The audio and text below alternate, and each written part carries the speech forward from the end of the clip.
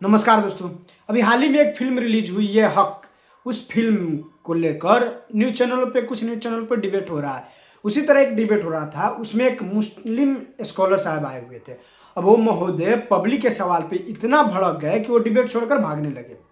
इतना ही नहीं, जब वो डिबेट छोड़कर गए फिर दोबारा वापस आए तो उनको इतना भद्दी भद्दी बातें सुननी पड़ी, मतलब आप लोग पूछो ही मत।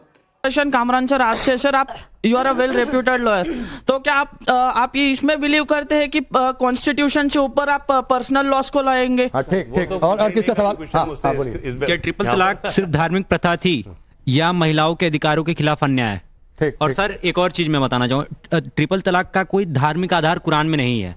ठीक ठीक। और किसी का सवाल जल्दी बोलिए। सर मेरा नाम शराफत करीम है। सर मैंने ऐसी घटनाएं मैं खुद देख चुका हूँ अपने साथ। जैसे मेरे मान के चलिए मेरे पड़ोसी में एक हस्बैंड वाइफ रहते थे जो मुसलमान बिरादरी के थे। तो हस्बैंड ने ट्रिपल तलाक बोल के उन्हें तलाक दे दिया। फिर 2 महीने बाद कुछ नेचुरल कैलामिटीज की वजह से डिजास्टर हुआ, घर टूट गया। उसके बाद हस्बैंड का कुछ अत्ता है ना पत्ता है। तो वो कब की घटना है ये? कुछ 2 साल पहले की घटना है। तो ट्रिपल तलाक कानून की बात की। ट्रिपल तलाक, हाँ। तो उसके बाद वो महिला और अपने 2 साल के बच्चे, वो ना कोई जॉब करती थी ना कुछ। तो उसके बाद वो कैसे क्या करे? ठीक ठीक, आप बोले। तो मेरा नाम दीपिका है और मेरा जो क्वेश्चन है वो कामरान सर से है कि आप इस मूवी को कैसे कह सकते हैं कि ये प्रोपेगेंडा फैला रही है। हमें तो इस चीज़ पे खुश होना चाहिए कि वो ये इतना पुराना केस ये लेके आए हैं जिससे हमें ये पता चल रहा है कि अभी भी ये चीज़ से कितनी महिलाएं पीड़ित हो रही हैं और ये बहुत एक बड़ा टॉपिक है। ठीक है, चलिए कामरान मलिक, अधिकतर सवाल आपसे, जवाब दीजिए। देखिए, Kerala story, Kashmir file, Bengal file जवाब है या आपका लिखा हुआ पढ़ा? अरे मैं आप सुन तो रहा हूं। नहीं सर प्लीज, अभी सवाल का जवाब देने के लिए कहा। ये सवाल का जवाब दे रहे हैं या ये चिट्ठी जो लिखकर लाए वो पढ़ने के लिए? तो नहीं होता है सर, जवाब दे लीजिए फिर वो भी पढ़ेंगे। उसी पर नाश्ता देखा नहीं है। देखिए सर, आप प्रोपेगेंडा की दुकान बंद कीजिए। आपके पास जवाब है, जवाब दीजिए। प्रोपेगेंडा करना बंद कीजिए कामरान साहब। जिस वक्त जो है पूरी मीडिया का अंदर सर सिर्फ बंदा काफी है, बोलिए ना, जमीन बोलिए ना, शाम बोलिए ना, फैमिली मैन बोलिए ना, फिर आप बात कीजिए हक की। आप पे प्रोपेगेंडिस्ट के अलावा कुछ नहीं है सर। जरूरत नहीं आप सिर्फ नफरत फैला रहे हैं।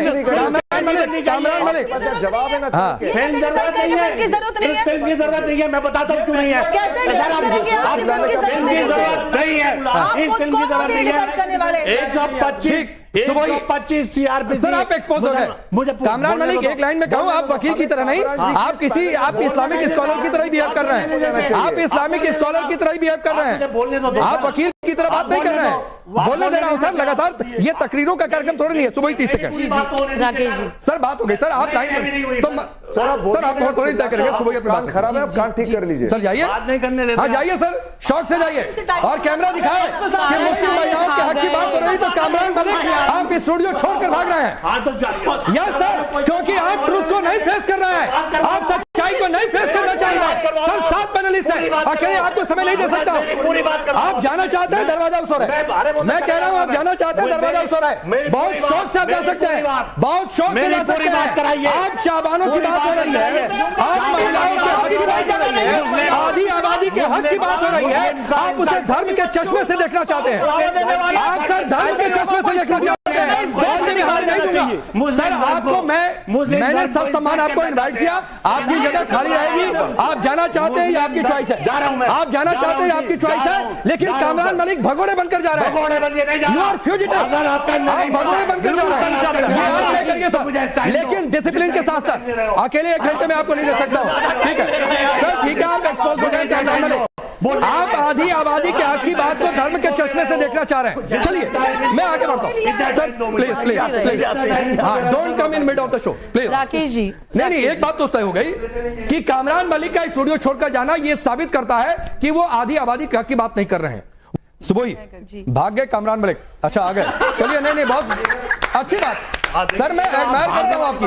सर आप आगे, मैं एडमायर करता हूं, मैं क्लैपिंग करता हूं कि आगे नहीं देखा सर आपको। हाँ ठीक है, तो मैं तभी कह रहा था कि आप आ जाइए। सर आप जो अनफेयर डिबेट कराते हो ना, इसलिए प्लीज सर, इनको टाइम दे रहे हो। प्लीज सर, मुझे सिखाया मत करिए सर, मुझे सिखाया मत करिए सर कि मैं फेयर हूं अनफेयर हूं। सर प्लीज मेरे इस वीडियो में आकर मुझे सिखाया मत करिए। चलिए मैं कामरान मलिक से सवाल करता हूं, रुक जाइए। मैं 1 मिनट में इन्हीं को दे देता हूं।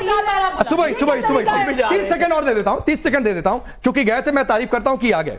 फिल्म का एक डायलॉग हमने सुनवाया कि अगर तुम एक सही मुसलमान होती ना, एक नेक और वफादार बीबी होती तो ऐसी बात कभी नहीं करती। तुम कोई पहली औरत तो हो नहीं जिसने अपने शौहर को बांटा है। मतलब जो सही मुसलमान वफादार बीबी रहेगी वो चुपचाप शौहर को बांट लेगी।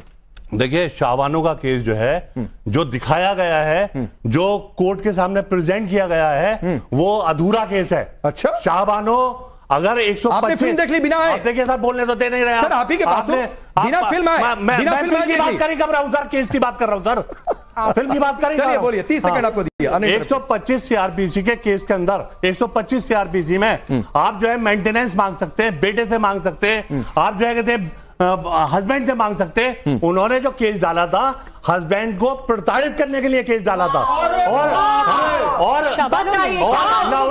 उनके बच्चे थे, जवान बच्चे थे, उनसे मेंटेनेंस मांग सकती थी वो, उनसे मेंटेनेंस मांग सकती थी। कामरान साहब एक्टर और राइटर और डायरेक्टर सब बन जाना चाहिए। आप गलत पेशे में सर, कामरान साहब गलत पेशे में, उन्हें एक्टर राइटर और डायरेक्टर बन जाना चाहिए। वो ड्रामा भी अच्छा करते हैं, चीज भी अच्छा लेते हैं। नहीं, ये बात कहां से आई? नहीं, सुबह ये बात कहां से आई? ये बात कहां से आई मैं बता देता हूं सर। एक नहीं, मैं आऊंगा, समय देता हूं। ये बात कहां से आई? जरा एक पोस्टर है, दिखा दीजिए जरा उसे। इसी से मुसलमान बच्चियों की हिम्मत मरती है। निकालिए जरा वो पोस्टर को दिखाइए। एक पोस्टर दिखाइए जो इस फिल्म में दिखाया गया है, ट्रेलर में है, उस पोस्टर को दिखाइए। दीवार पर लिखा हुआ एक स्लोगन है, बानो तो बहाना है, हम पर हमला पुराना है। और यही सुबोई खान ये यहां से प्रोपेगेट करने की कोशिश कर रहे हैं कामरान मलिक। राकेश जी, इस तरह की जो हरकतें होती हैं ना, इन्हीं पे मेरा खून खौलता है, और तब मेरे अंदर मां दुर्गा आती है और मेरा मन करता है कि लोगों का गिरबान पकड़ के इनको मार के स्टूडियो से बाहर निकालूं।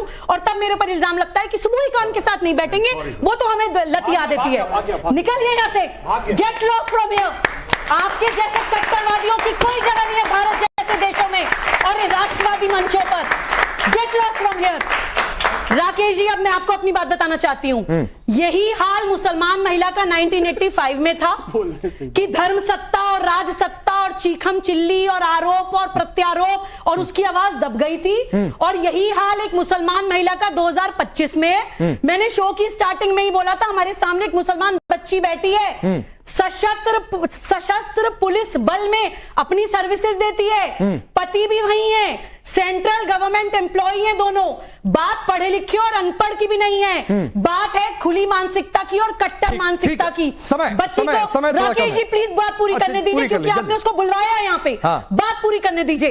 उसको 2019 का कानून आने के बाद तलाक मिला है। 498A में केस डल चुका है, डोमेस्टिक वायलेंस एक्ट में डल चुका है, 2019 एक्ट में डल चुका है, कॉन्जुगल राइट्स के लिए लड़ चुकी है, उस सेंट्रल अथॉरिटीज के सामने एप्लीकेशन लगा लगा के थक चुकी है। लेकिन उसको सिर्फ इसलिए इंसाफ नहीं मिल रहा है because she is covered by sharia law, क्योंकि कॉमन सिविल लॉ नहीं है इस देश में। कोई भी व्यवस्था, कोई भी सिस्टम, कोई भी कानून मुसलमान बच्ची को उसका हक नहीं दिला पा रहा है। Even today. खत्म,